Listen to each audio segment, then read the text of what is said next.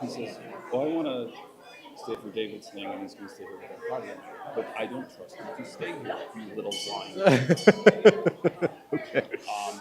If I let him stay here, can you at least report? I will report. I will report back.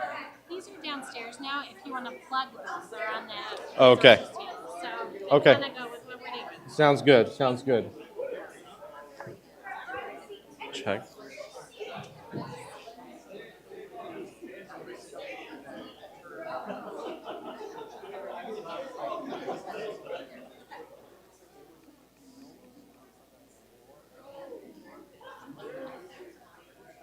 Does this? Oh, okay.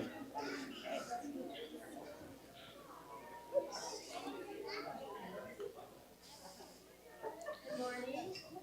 Good morning. Can you hear me? Is this live?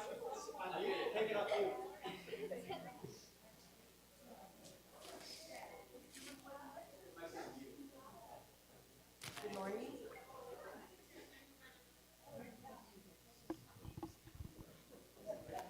Good morning. We made it to the third Sunday of Advent, and this is the second to last in our series. And David is going to be talking about feast days. This is a concept that's unique to Anglicanism and the Roman Church, and so he's going to be talking about how we can make that a part of our observing the church calendar year. Great. Thank you, Deacon Mary. Well, there's no better place to look for feast days than to dive into our favorite book, Leviticus. But that's where we're headed. So today, our structure will be a brief look at the 23rd chapter of Leviticus, and we'll draw some themes from that, and then take a little kind of philosophical approach or looking at the action of feasting itself. So why don't we open up to, in our Pew Bibles, I have the page, it's page 101. So we'll turn and interact there a little bit. And as we turn, my aim this morning is to impress upon you that feasting is an essential element to the fabric of reality as we know it. Advent is a season that highlights that stark contrast of the church's approach to Christmas as opposed to hallmarks. In our commercialized age, Christmas begins the day after Thanksgiving. The second the knife is pulled out of the turkey from carving it, the Christmas music is blasting 24/7. And the question I have to ask as an example is that truly a way to prepare for the feast of Christmas? Is that really feasting as God designed it for us? And so Israel is delivered from Egypt, and they're wandering in the wilderness. And in Leviticus chapter 23, God says the following in verse 2, verses 1 through 2. The Lord spoke to Moses, saying, "Speak to the people of Israel and say to them, these are the appointed feasts of the Lord, and you shall proclaim as holy convocations. They are my appointed feasts." So this group of people are walking every day in the wilderness. They don't really have food unless God provides it, and they're headed towards the promised land, and God says that he's going to appoint them feasts. It seems a little not practical to me. So why does God appoint feasts for a wandering people? Well, let's look at together verses 15 through 16. But before that, addressing the last 2 weeks, I find that this theme of feast days goes really well with the last 2 weeks. 2 weeks ago, I believe Melody gave a great talk on the church year and New Testament support for the different seasons of the church and feast days. And last week was very pragmatic, kind of what do we do? How do we bring these practices into our home? And so this week, we're going to just dive a little more into the Old Testament. We have an example of an Old Testament feast that we still practice today, Pentecost. Pentecost was a feast that was appointed to Israel here in the 23rd chapter of Leviticus, and God fulfills it and gives it more meaning as the Holy Spirit descends on that feast day, and that's been the focus, rightfully so. But it has Old Testament roots. It's actually one of these feasts that God gives to the people of Israel. And the goal is to get this Old Testament Hebraic foundation of feasting, because Pentecost does not begin in the New Covenant. It begins right here. So let's see what God tells Israel. Verses 15 through 16 is where I will read. And we're going to look at two themes, and the first one has to do with just the way that he appoints it. You shall count 7 full weeks from the day after the Sabbath, from the day that you brought the sheaf of wave offering. You shall count 50 days to the day after the 7th Sabbath. Then you shall present a grain offering of new grain to the Lord. So, the reason why I want to point to this is because look at how time is being measured. There's 7 full weeks from the Sabbath, and then the day after the 7th Sabbath, very specific instructions on how to measure time. And to us, with Apple Watches, measuring time is no longer connected with the cosmos. You don't have to look at the sun to measure time. You don't have to look at when the sun rises or sets. We can simply look at our watch. And so conceptually, as modern humans, there's a loss of the real fabric of measuring time with the way that the earth itself is spinning on its axis, the way its relationship to the sun and the moon. But we see here that God is saying this is how you measure time, by the sun. And how do they count days? By looking at the sun, looking at creation, looking into the heavens itself to measure time. And seasons are based on the way in which the earth leans, and who was the one to measure time? In Numbers 10, it's actually the priest. The priest in Numbers 10:10 is called to make these observations and report the first sighting to the king. So the priest was the weatherman. So maybe we should ask Father James to go on local news every day and give us the weather, because that was the role of the priest. I don't know if he's not here, but we should tell him. Why aren't you on the news? So that was the role of the priest, to look into the cosmos and say, okay, the feast that God appointed, it's time to start it. And so you see that even liturgical time and created time are so interconnected. So that's one thing that we see already with the numbering of the time. There's a book that I recommend called The Liturgy of Creation that points out that each dated event in the Pentateuch is tied to either the flood narrative or the Exodus narrative. Every appointed date given for Israel, like this one, it's all related to these two redemptive moments. And so you measure time, and so these dates, obviously the flood and the Exodus didn't happen within 1 year of each other. They were two separate events. But God gives Israel this annual cycle. And so there's also a lot of confusion when you look at dates in the Old Testament. Oh, but the chronological date, it doesn't make sense, it doesn't add up. If you're looking at it chronologically, but it's actually liturgical, all these dates given for feasts are not about chronology, but are ordering time to look at these events in an annual rhythm. And so there's this interconnection between the rising and the setting of the sun to the flood and the Exodus narrative. These are so intertwined. There is no mere time. All time is liturgical time for Israel. So that's the annual rhythm. And this is all getting to feast days, because this is kind of getting to the very root of the matter. The second portion I would like to look at is verse 21. And this is where we'll start to take a little philosophical dive into feast days. In verse 21, you shall make a proclamation on the same day. You shall hold a holy convocation. You shall not do any ordinary work. It is a statute forever in all your dwelling places throughout your generations. What stands out from that to you guys in verse 21?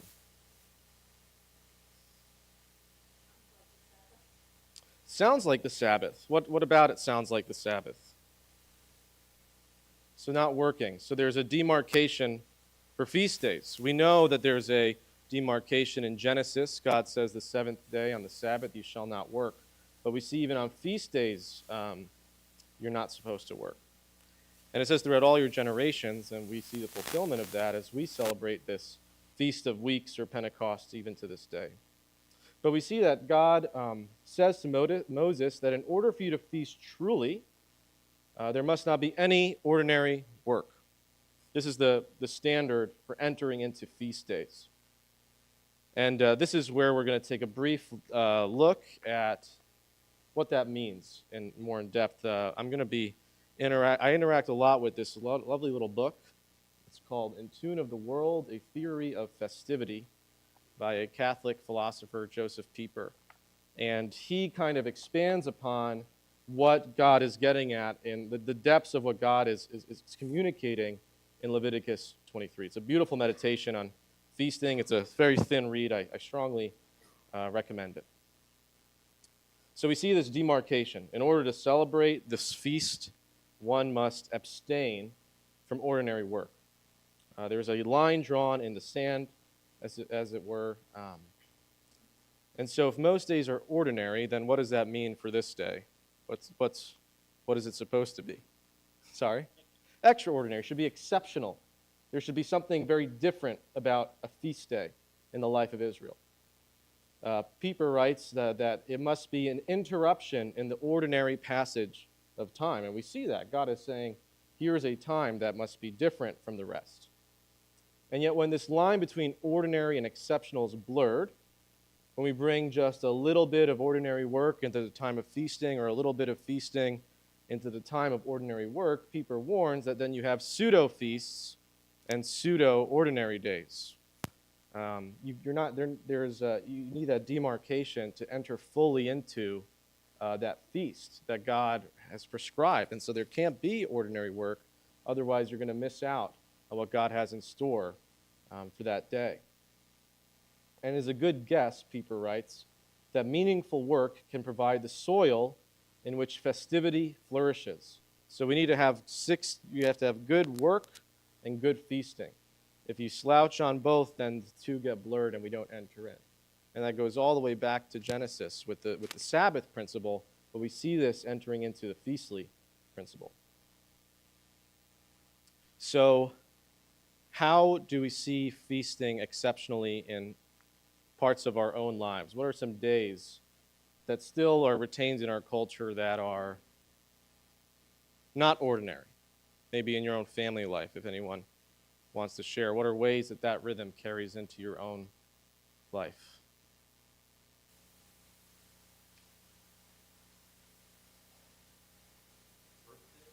Birthdays? Does anyone has a family tradition that has been passed on that it's not ordinary? Not weird, but just not ordinary. Could be weird. If you want it to be weird, that's fine. But that's not what not ordinary means here.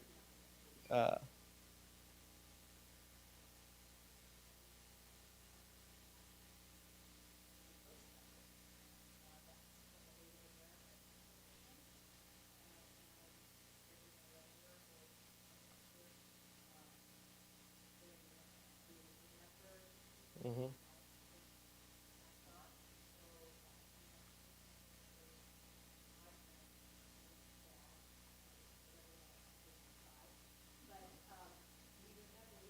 Mm-hmm. Mm-hmm. Yeah. Mm-hmm. Yeah. And that's different than just merely going on 23andMe or looking at your family tree. Like this is embodying that and adding thickness to that. Anyone else want to share an example? Oh, the microphone? Okay. Apologies. Yes. We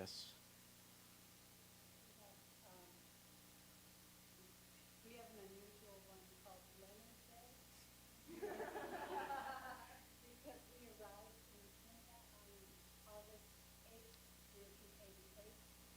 And so every August 8th, we would have a Leonard Day where each child got to create a costume, pick a food, and do a skit. Mm-hmm. And it just became a very special time to commemorate St. Richard's Yeah. Well, thank you guys for sharing. So that's a pause to see that this is not such a foreign concept. Aquinas said that grace does not destroy nature, it perfects it. And I think it's natural for, groups of people to develop rituals and holidays that extends from the family to the village to the nation. I mean, this is just what humans do. And so grace perfects that. And so God here in Leviticus is not doing something except foreign to us as humans, but of course embraces that and adds this redemptive meaning to it. And so this is what feasts are. But it's not just having a good time. That should be a part of it. But the feast was also tied, as I just said, to their redemption. So this was a time that did have festivity and food, and there was worship and music. Well, there was worship and recalling to themselves what God has done. And so that's what we're doing on Easter and Christmas and these high holy days.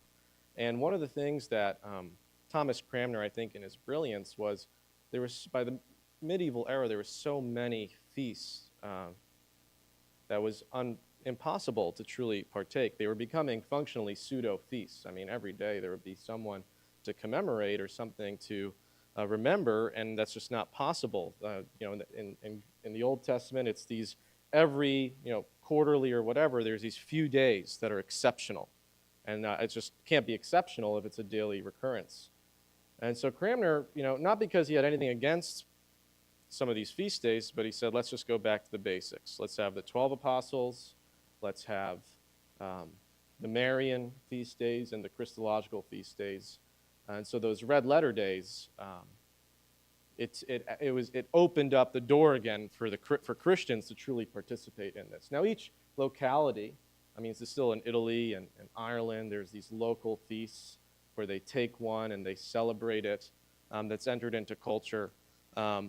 And Cranmer was trying to get that to happen again for the Church of England with these, that same ability to celebrate with just narrowing it down. Because if we do have all of these feast days and we look at it, I mean, it essentially can just become a memorial. You look at the back of the prayer book, what feast day it is today, and in our mind it's like, oh, this is a time where we just remember.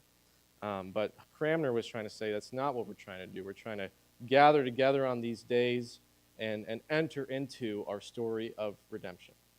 And I was saddened last week to miss St. Nicholas Day. I'll have to wait till next year. I still haven't participated.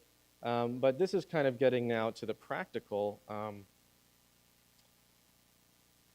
How do we bring these things in? And I think that from what I hear, it sounds like we do a great job of taking just a few days and doing something that does not seem pragmatic. I mean, think about the big feasts of that, all the dining, all the utensils, all the courses, when you have a real, like Babbitt's feast, all these different feasts. There's nothing practical about it because it's not supposed to be practical.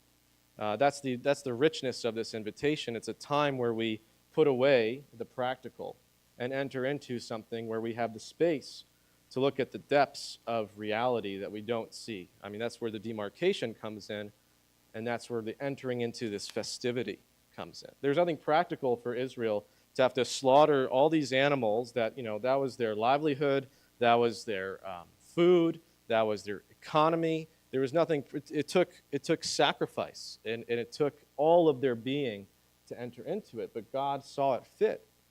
That this is how they would recall together. It wasn't merely just telling their children about, hey, there was this time where your great-great-grandfather was born in Egypt, and he was delivered, and that was it. I mean, that was certainly part of it.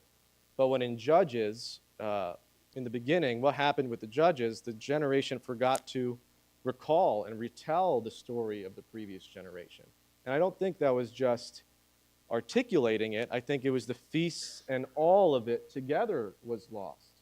And the beautiful thing about that is with our little ones is they might not, when they're early ages, remember every detail of every Bible story, but they'll remember the feast, they'll remember the festivity, they'll remember everybody together doing things that are not normal and compared to the rest of their work week, or not their work week, their their parents' work week. And that's the catechetical function. God does not see us as merely brains on a stick. And that's the entering into the Hebrew mind. We see this from Israel, and this is the way in which he wanted Israel to think. I will open up for any thoughts or comments at this point before I conclude.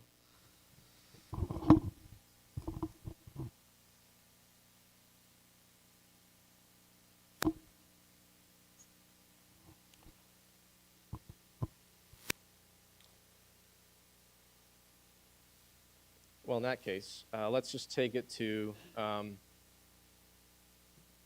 every Sunday, too, is a feast day. And that's where I just want to conclude. If Sunday were pragmatic, merely pragmatic, what would it look like?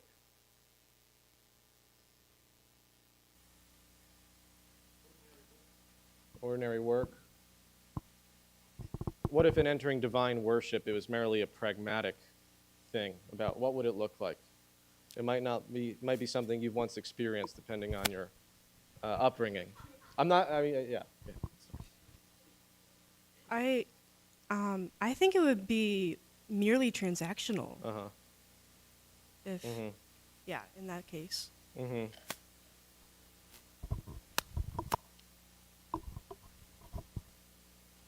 I'm interested in what's the contrary of pragmatic in this case?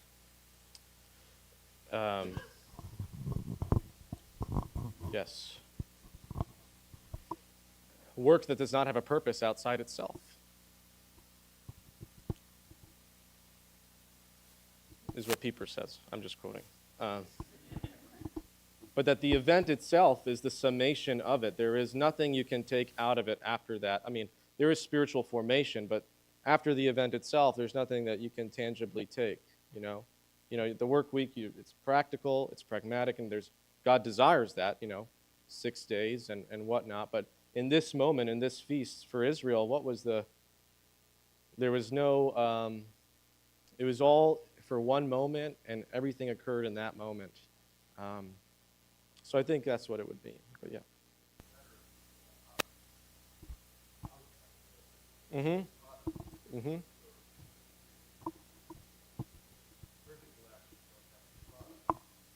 Other than offering ourselves to God and being elevated into his presence. Yeah.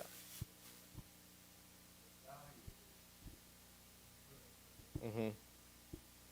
Mm-hmm. Yes.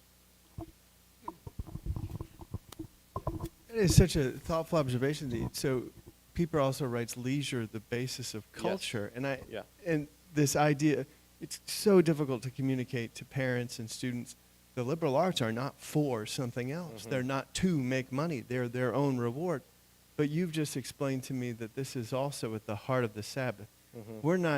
We're not here to get some other transaction. And our culture doesn't do well with that. Mm-hmm. Why did we spend money on these rose covers, investments? Why would we do that? What do we get out of it? This is the reward. Mm-hmm. I love this. This Mm-hmm. Pieper, wow. Last week, the discussion was all about time and how we order our time. And I think for this, like thinking about the feasting and like setting aside that time goes right in line with that of we will easily fill our time Mm-hmm. with other things. Oh, yeah.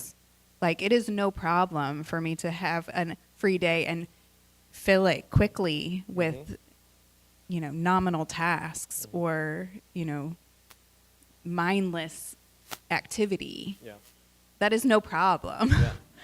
But to set aside time for a specific action and a specific idea Mm-hmm. for our own edification to God, Yeah. that is, Mhm. something that requires our attention Yeah.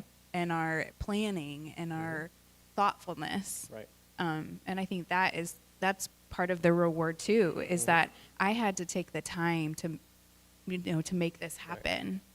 Yeah. And that required my attention throughout the process. Yeah. And that is the value too of like the the anticipation, Right. as we're in Advent, like the anticipation is part of the joy and the celebration Yeah. to look forward. Yes. And notice he says, abstain from ordinary work. That does not mean the opposite is no work.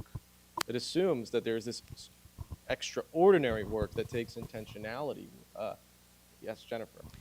So some of us encountered these sacred rhythms, these rhythms that are set apart early in life, and some encountered it later. And I'm wondering if you could talk a little bit about when you first encountered these rhythms, and like what was your thought process? What did you experience? What did you notice? Yeah, I had the privilege of being at a parish when I was in Philadelphia that every red letter day they gathered on that weeknight. So now we can, what's this word? You can transfer, but there was no transferal. So there was like this rhythm beyond the Lord's Day of in the middle of like a Wednesday night at 6 o'clock, getting together because recalling the life of Saint Luke and what God did through him, or the Feast of Holy Innocents, whatever it may be. And that really formed me to do it beyond a Sunday and see that there's other times where God calls me and interrupts me through the wisdom of his church to celebrate. And that really formed me as well and informed my Sunday as well.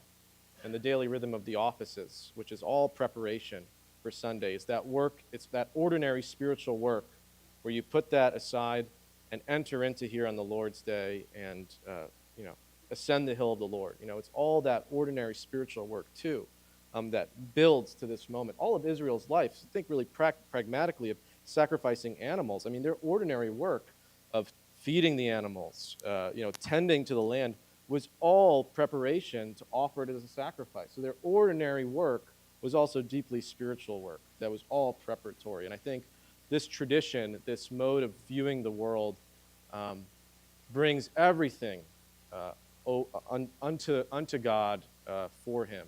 It leaves less room for things to not fit under the dominion of Christ.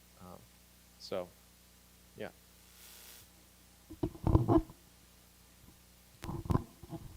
Thank you. I think these framing comments are really helpful. For the saints' days that are not red letter days, and we just had St. Lucia's Day on Friday, do you have any comments about how those are to be celebrated without that full feast, no ordinary work type mindset? Yeah. Put my prayer book curmudgeonness aside. I think at this point in our society, any invitation to do that should be taken. So if and there's room for a local parish to have a custom to celebrate a feast, even if it's not one of the 12, or not one of the, in the 1662, what Cranmer's revision, I think there's room. And if a parish says, like for example, St. Nicholas is a day that we're going to do this, I think that's wonderful and fitting. So yeah, I just think at this point in our commodified, commercialized culture, any place where you can get people behind it is a win. We're beyond the days of 17th century liturgy wars, so no time for that.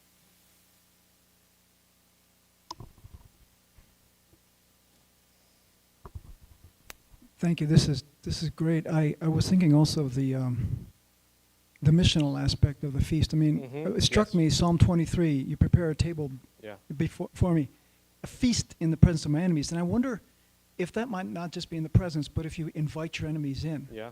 And so you're feasting together, right? Yeah. And there's shalom there. So this is so encompassing of that. It just struck me. So thank you. That's like, the shalom of the feast too. I know that I know of a minister who, they're Dutch Reformed, and the Dutch Reformed tradition retained the 5 evangelical feast days. They're actually obligated to celebrate Christmas, Easter, Pentecost, etc.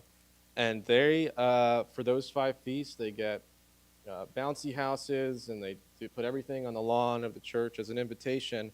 Really, first and foremost, come be human again.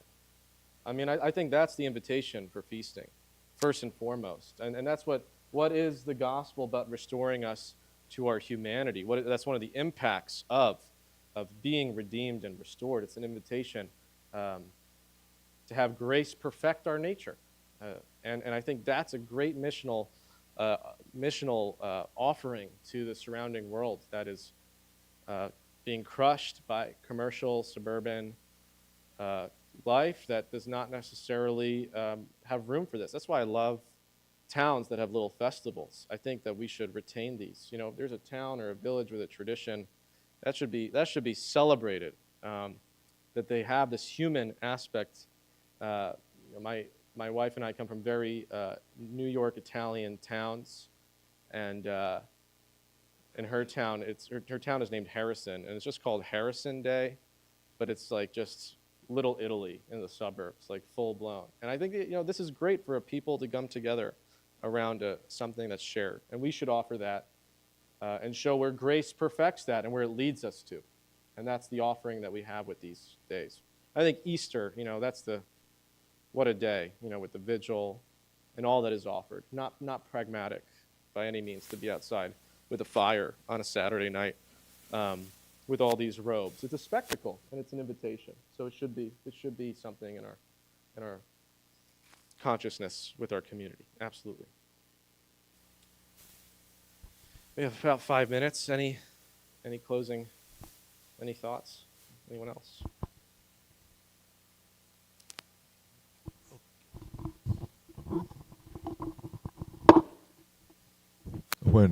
When you were answering my question about the opposite of pragmatic, closer, yeah. Okay, well, when you were answering the question about the opposite of pragmatic, you hesitated a little bit when you said, "Well, there is this formation that occurs that Yes. seems to be a kind of an external product, Yes. you might say, of any particular celebration of the feast." But I think that that counts as non-pragmatic or belonging to that other category, because the product there is the readiness, the fitness on the part of the people who celebrate these feasts to celebrate more feasts, right? And to do what you're describing here, namely to live the life of shalom among one another and before God. Yeah. I think I'm just saying what you're saying, but Well, so I think we have a few moments left here. I just want to say, and I think the last thing I was going to say is I think the pragmatic view of a Sunday looks like you come in, you sing a few songs, you hear an inspirational message, and you go home. I mean, that's the exchange. You show up, you get something, and you leave. And I think we offer to just the wider body of come and experience this. I mean, we feast every week. I mean, there is a feastly element always. And we prepare the whole worship service in its ritual and its beauty to prepare us and to explain in embodied mode that we are feasting at the Lord's table with his people. And so every week we are called to prepare for that feast. And so I encourage the daily office and maybe Saturday evening preparing one's heart for this feast and do our part not to enter in as if this is a spiritual McDonald's, but a Babbitt's feast where the Lord himself prepares it. So that's a great, just immediate practical thing that we all can continue and strive to do. Okay, last one. Yep. Not actually a question, but an observation, and sort of like Bob here, I think I may be saying what you're saying, but it really struck me that this is so countercultural, and by countercultural, I mean counter-Christian cultural. Because in so many spheres, I see that we have spiritualized what is very bodily. You know, it's very bodily, it's very real, it's very, you know, and this is pushing against that. Yeah. And I love it. Yeah. Yeah, grace does not destroy nature, but perfects it. I think if that could save us a whole lot of grief if we really imbibe that. But yes. Thank Okay. you, David. Yeah. I like to say we experience God in our bodies, which often raises, because we can't escape our bodies, can we? But I just wanted some practical things about this. If you use the daily app that Denise was mentioning last week, our daily app, it's on our website. If you go to prayer, you'll see the link to downloading, or even our Advent resources also, you'll see the link to downloading that app. And that app does, every time there's a feast day, you see it on the app. They have the collect that goes with that feast day, and so it really helps you be aware of the feast day.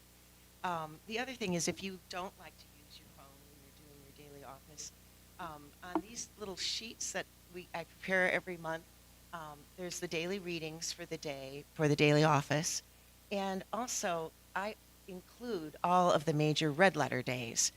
I'm not always able to get the collect in, but I focus your attention on where you can find it. And the other thing I wanted to say is we are at the third Sunday of Advent. We're approaching the winter solstice.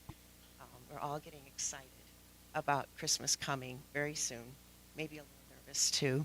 But the ancient church had this tradition of praying these antiphons in the 10 days before Christmas. And normally they were prayed before and after the Magnificat for evening prayer. So if you use the daily app, you can find those. They're also, I put out prayer booklets because they're also in here. If you don't use the daily app, I have each one of them. So there's an antiphon for every day, and each one highlights a title for the Messiah taken from Isaiah. And they're actually, those titles are used in our favorite Advent hymn, O Come, Emmanuel, also.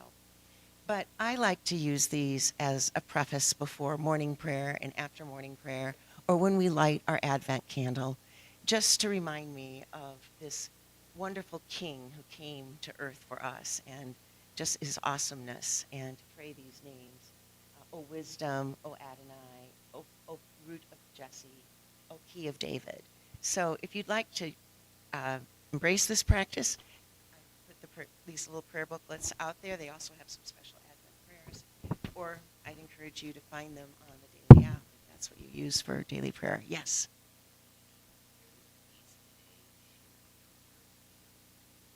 Okay. Okay.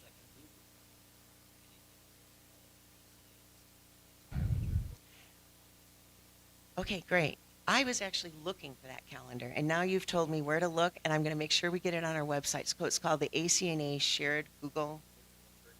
Yeah, great. Yeah.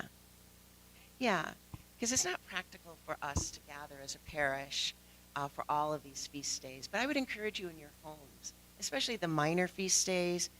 There's also resources on the web for who this, in fact, I think it is linked in that Daily Office app, who we're celebrating, and a little background, like if you don't happen to know the name of the person that is listed in these minor feast days, it gives you some background. So I would just encourage you, make this a part of your celebration of the liturgical year. Thank you, David, for a great presentation on why it's so important. Yes, and Denise. And our new liturgical paper calendars, which are fabulous. I always put that right up on my bulletin board.